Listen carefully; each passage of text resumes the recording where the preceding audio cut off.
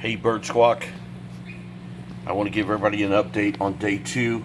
I got some good news. I can hear the bird chirping inside the egg, so that means the chick is still alive. This is great news.